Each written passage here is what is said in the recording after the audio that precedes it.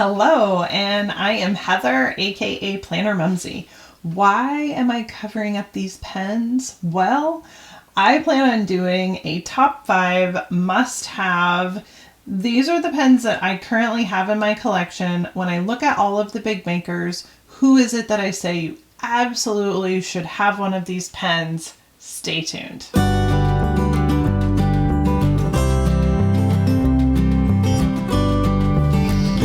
Okay guys, well, I thought I would do a top 5 must-haves as far as the larger pen makers go, and I'm basing this off of my current collection.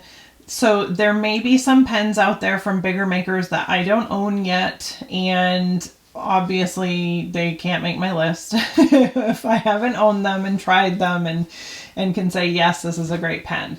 And some of that will be, in some respects, still kind of true, because some of the pens that are not in my top 5 list are pens that are on my list, but they're not like absolutely must have type pens.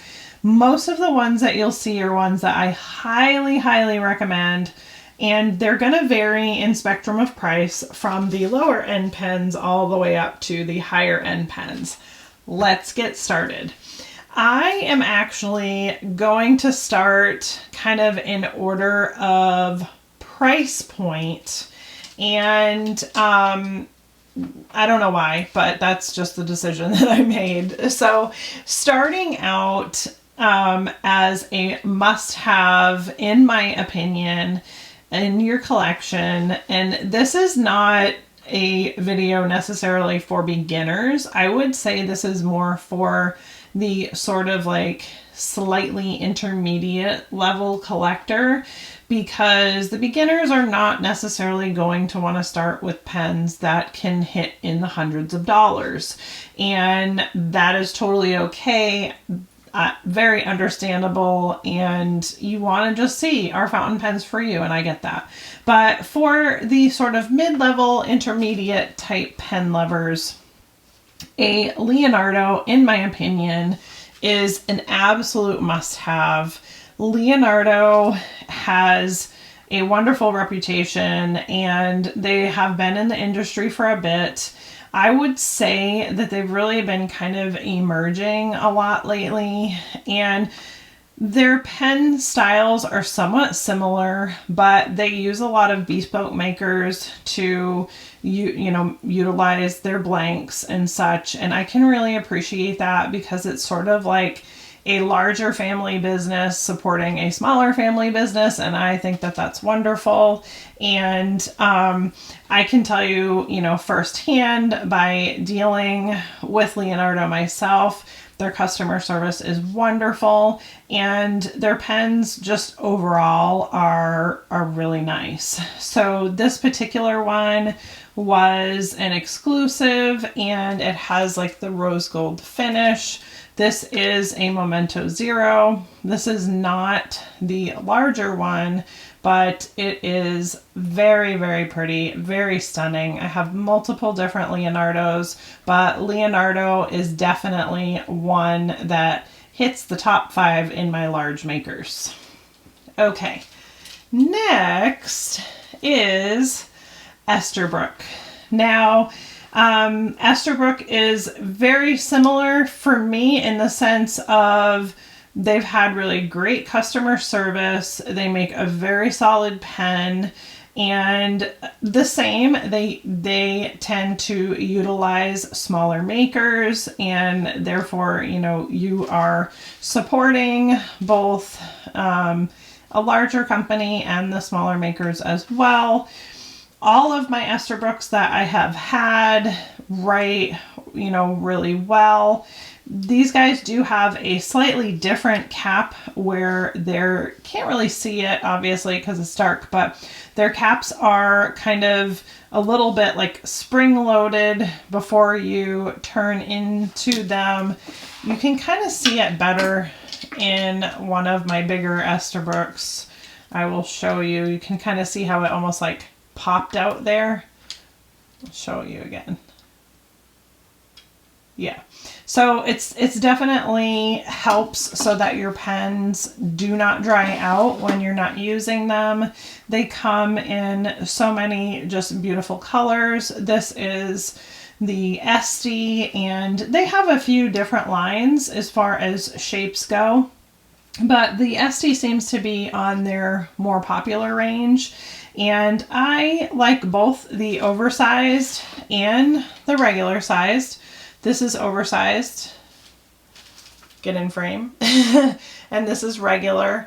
But if you have smaller hands, the regular Esty is probably going to be, you know, what's best for you. Their price range is pretty affordable, you know, for one of those mid-range pens. And I definitely recommend an Esty Esterbrook.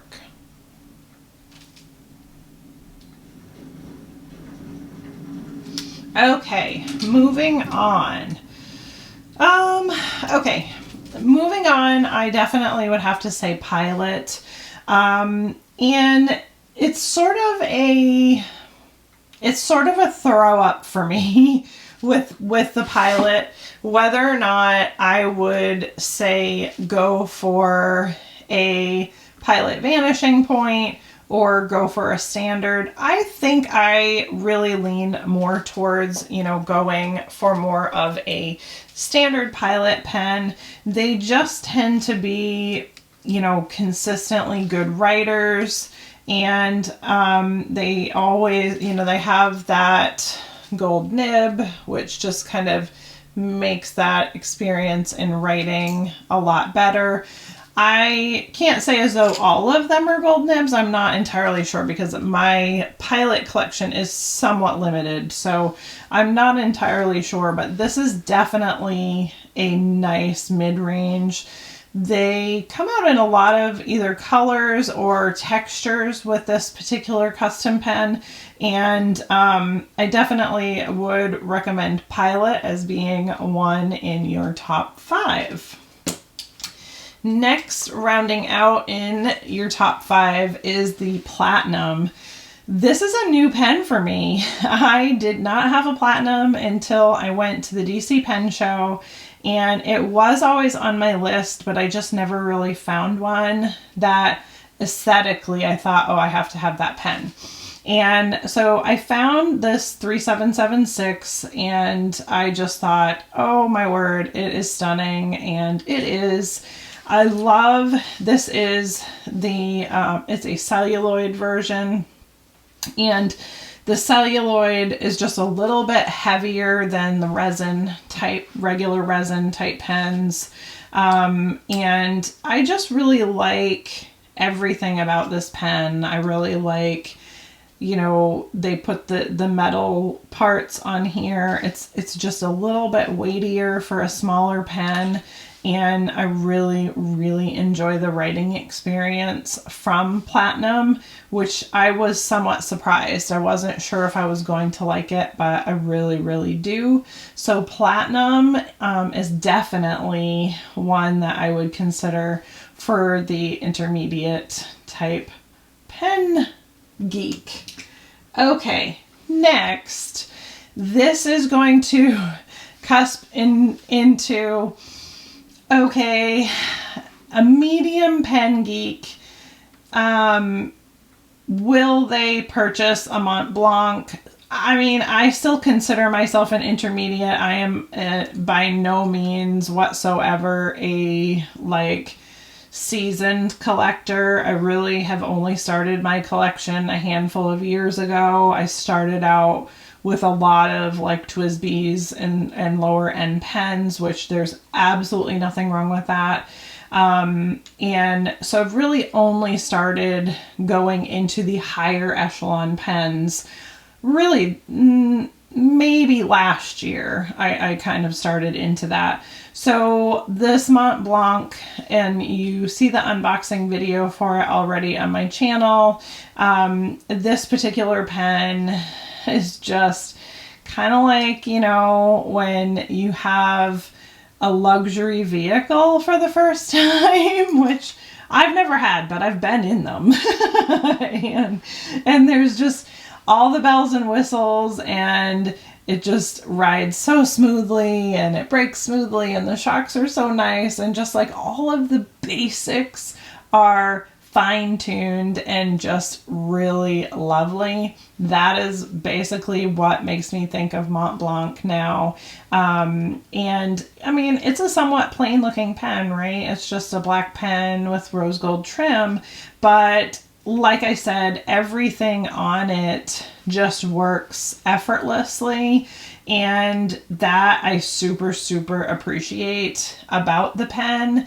And it's definitely, again, on that higher echelon of intermediate collectors, but I definitely would consider this as an eventual must-have in my top 5 collection. It was a must-have for me. I knew it was going to be a milestone when I got my first one, and I did, and I'm just super happy about it. And am I going to have a lot more of them? Not anytime soon. But, you know, for the people that are more professional collectors, you know, they have multiple Montblancs, and you know, that's wonderful. And I definitely, like I said, I think this deserves its equal right as the top 5, one of my top 5 must-have for an intermediate purchaser. Okay, then I do actually have 2 honorable mentions. And the reason why they didn't make my top 5 is something that I will talk about. Okay, we'll get into the less controversial one first. So Pelikan is definitely a pen that I would say is a must-have for a collector. Now, there's a bit of a caveat as far as my opinion goes with the Pelikan. I would say kind of stick with the 600 or above, meaning a 600, an 800, 1,000. And the reason why is just because like the finishes, the finishing touches, and the actual pen material itself tend to be higher end, the larger the number scale for your pen. And so this particular one is a 600, and it's a pretty good quality. I have some 200s, and they're kind of plasticky, and they're a bit lightweight for me. Maybe not so bad for a beginner, but as far as an intermediate goes, I definitely would say stick with 600 or above. And again, that's just my opinion, but that made an honorable mention. And then my last honorable mention, and this again might be a little bit controversial, is a Sailor. Now, I know that Sailor is very popular. I see it. Y'all post about your Sailors all the time.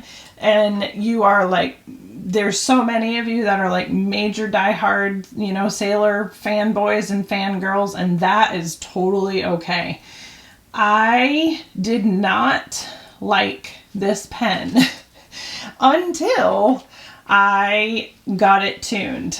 And for me, that's a bit frustrating because when you pay this much money for a pen, you shouldn't have to get it tuned in order for it to work really well. And I am totally aware it doesn't matter what pen that you purchase, that can happen to any of them. But I've literally had 4 Sailors now. 2 of them I've sold. I've only kept 2.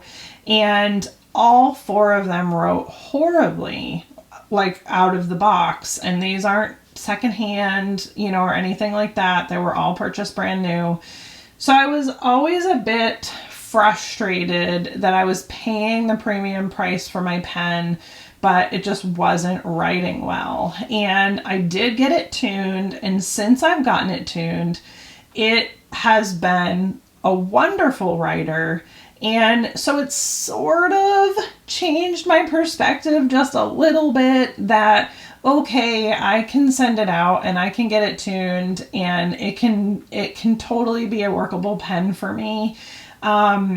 it's just frustrating to pay $400 for a pen and then have to pay another $50, $75, however much it costs to send it out, get it fixed, and have it shipped back to be fixed. And that can be frustrating. And I'm not real big about sending my pens back to the original makers. I don't have a lot of experience with that, but I have just seen a lot of nightmare stories with pens just going missing in the mail.